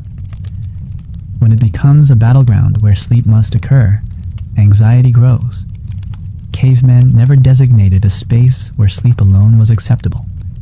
Rest and sleep overlapped naturally. The nervous system evolved expecting these gradients. Abrupt transitions are stressful. Gradual descent is calming. Cavemen lived inside gradual descent every night. Modern life rarely offers it. Even now, your body recognizes this. When you stop trying to sleep and simply allow yourself to rest, something often shifts. Breathing deepens. Muscles release. Thoughts soften.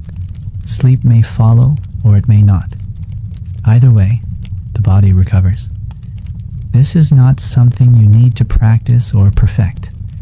It's something you need to allow. Cavemen didn't rest because they knew it was good for them. They rested because it was natural. Waking, for early humans, was not an intrusion.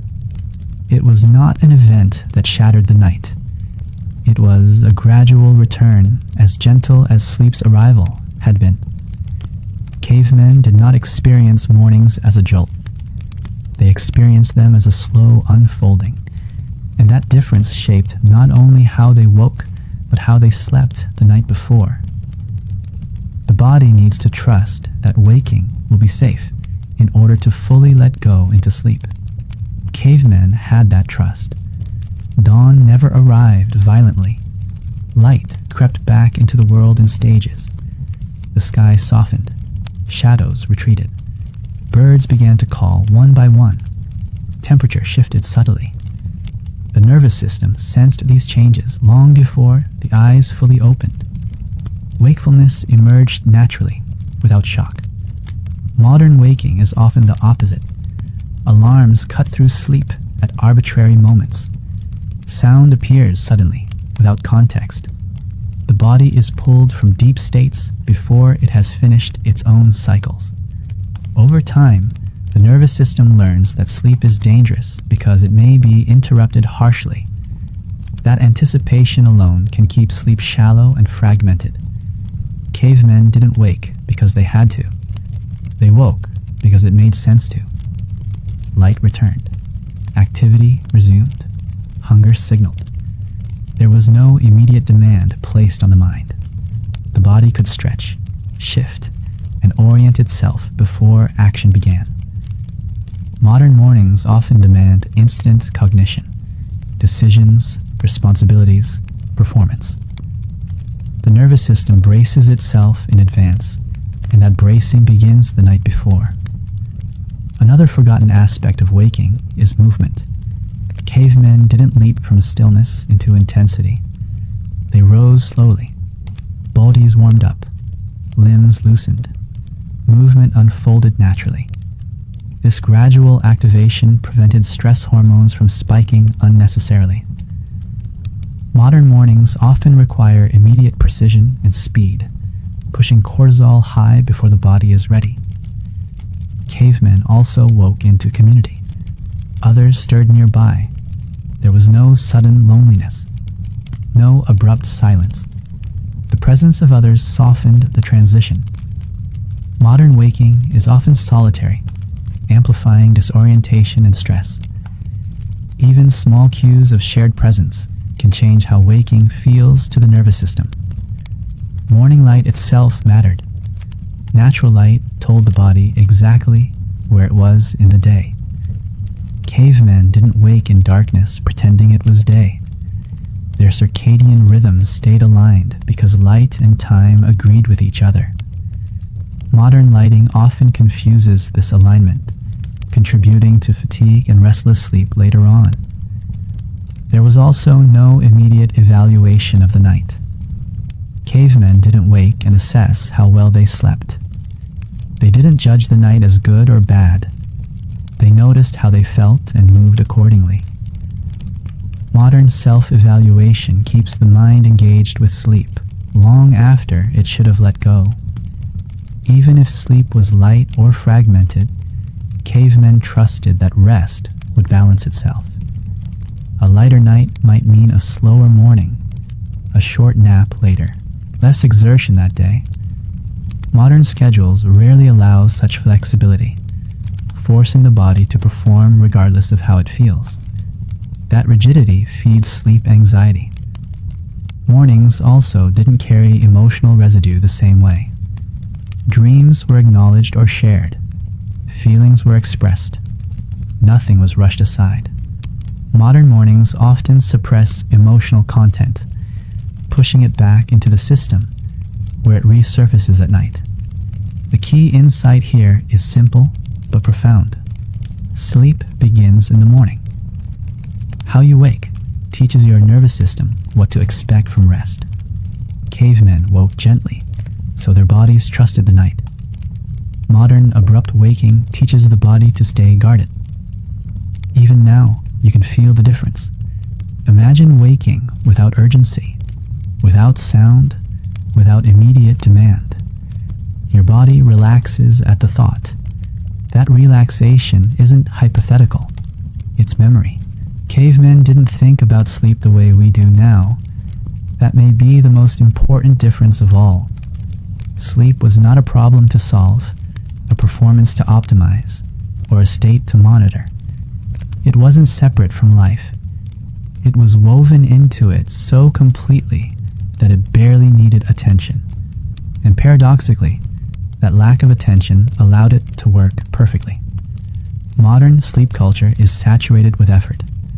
We measure, track, analyze, and compare. We search for hacks, routines, supplements, and techniques. Each attempt is made with good intention, but each also teaches the nervous system that sleep is fragile, difficult, and easily broken. Cavemen never learned this lesson. To them, sleep was as natural as breathing. You didn't improve it. You didn't manage it. You allowed it. Their days prepared their nights without conscious planning. Movement, sunlight, exertion, social connection, food timing, darkness, and rest all aligned organically. Sleep emerged as the result, not the goal. Modern life often reverses this sequence. We ignore the day and try to fix the night. The body resists that inversion. Cavemen also didn't build identity around sleep. They weren't good sleepers or bad sleepers. A night was simply a night. Some were deeper. Some were lighter. None were interpreted as personal failures. Modern sleepers often attach meaning to every disruption. That meaning activates the mind, and activation is the enemy of rest. Another forgotten truth is that cavemen trusted the body more than the mind. If sleep didn't come, it wasn't forced. If wakefulness lingered, it was allowed. The body knew what it was doing. Modern culture often distrusts the body, assuming it needs constant intervention. That distrust creates vigilance. There was also no concept of catching up on sleep. Rest ebbed and flowed with life. Some days were harder. Some nights were shorter. Balance emerged over time. Modern rigidity demands consistency that biology doesn't always provide, and that demand creates stress. Cavemen didn't isolate sleep from emotion. Joy, fear, grief, and connection all passed through night and day together. Modern attempts to compartmentalize emotion often fail, leaving unresolved material to surface at night when there are no distractions left. Even knowledge itself played a role. Cavemen knew little in the abstract sense, but they knew enough. They knew when to move, when to stop, when to rest. Modern overknowledge can become a burden. Knowing too much about sleep can keep the mind engaged with it long after it should have let go. This doesn't mean we should abandon modern comforts or understanding. It means we should remember what matters most: safety, rhythm, consistency, connection, darkness, gradual transitions, trust. Sleep does not respond to pressure. It responds to permission. Cavemen lived in a world that constantly granted that permission without words. We live in a world that often withholds it. As you lie here, now listening, you don't need to do anything with this information. You don't need to apply it or remember it. In fact, remembering less may be the point. Let these ideas drift the way thoughts did for early humans, without needing to land anywhere. Your body already knows how to sleep. It hasn't forgotten. It's just been interrupted. Remembering ancient patterns does not mean returning to caves or rejecting the modern world. Cavemen didn't sleep well because their lives were primitive. They slept well because their lives were coherent. Everything pointed in the same direction. Day prepared night. Night restored day. There was no contradiction between how they lived and how they rested. What we've forgotten is not a technique, but an alignment. In a modern world, remembering looks subtle. It looks like reducing friction rather than adding rules. Cavemen didn't add behaviors to force sleep. They removed obstacles that prevented it. They didn't ask, "How can I sleep better?" They lived in ways that made poor sleep unlikely. That mindset shift alone changes everything. Remembering might look like letting evenings become quieter instead of more entertaining. Not because silence is virtuous, but because the nervous system needs less input to power down. Cavemen didn't reward themselves at night with stimulation. Night itself was the reward: warmth, safety, belonging. We can still offer those things to our bodies, even now. It might look like allowing the body to be imperfect. Cavemen didn't demand the same output every day. If energy was low, movement slowed. If the night was short, the day adjusted. Modern life often demands consistency at the expense of biology. Remembering means listening again, not forcing. Remembering also means trusting rest even when sleep doesn't arrive. Cavemen never panicked about wakefulness. Stillness was still rest. Darkness was still restorative. Modern anxiety around sleep often causes more harm than a light night ever could. When the body senses trust, it softens. Connection is another thread worth remembering. Cavemen were rarely alone in the ways we are now. Even quiet presence mattered. Today, connection doesn't require constant interaction. It can be as simple as shared space, familiar voices, or the knowledge that others exist beyond the walls. The nervous system relaxes when it feels included. Remembering doesn't mean rigid routines. Cavemen had rhythm, not schedules. Their lives flowed with light, weather, and energy. Modern attempts to control sleep down to the minute often backfire. Rhythm allows flexibility without chaos. It's felt, not enforced. Another ancient pattern is acceptance of fluctuation. Cavemen didn't interpret a bad night as a problem. They interpreted it as information. Something shifted. Something changed. The system adjusted. Modern catastrophizing keeps the system stuck. Acceptance lets it move. We also forgot how to end the day. Cavemen closed the day through shared activity, repetition, and darkness. Modern days often fade out rather than end. Remembering might mean choosing a clear stopping point. Not productivity, not perfection, just closure. And perhaps the most important remembrance is this: sleep is not something you do. It's something that happens when the conditions are right. Cavemen never chased it. They allowed it to arrive. The more we chase, the further it stays away. None of this requires effort. Effort belongs to daytime. Night belongs to release. The body knows when it's allowed to stop. As you rest now, you don't need to change your life. You don't need to remember every idea. Even one small signal of safety is enough to remind the nervous system of what it already knows. Sleep was never something humans invented. It was never a skill to master or a system to repair.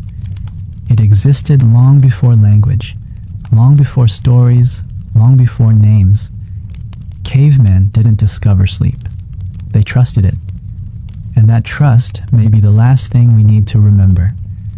Nothing you've heard here is meant to become another rule, another routine, another expectation placed on your body. Early humans didn't sleep well because they did everything right. They slept well because they stopped trying to control what didn't need control. Their lives gave sleep room to exist. If sleep has felt distant to you, fragile, or unpredictable, that doesn't mean something is wrong. It means your body has been doing its best in an environment that often works against it. The nervous system adapts. It always has.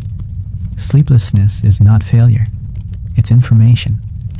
It's the body saying it needs safety, rhythm, or release, not effort. Cavemen didn't lie awake wondering why sleep hadn't come. They didn't measure the night. They didn't fear the next day because of the last one. They trusted balance to return because it always had. And it always does. Your body still carries that memory. It remembers how to soften when nothing is demanded. It remembers how to drift when stimulation fades. It remembers how to rest even when sleep hasn't arrived yet. That memory hasn't been erased. It's only been interrupted. Tonight doesn't need to be perfect. Neither does tomorrow. Rest doesn't require success. It only requires permission. Permission to stop striving. Permission to let the body do what it knows how to do. If thoughts wander, let them wander. If sleep comes, let it come. If it doesn't, rest is still happening. Darkness is still doing its work. The body is still listening.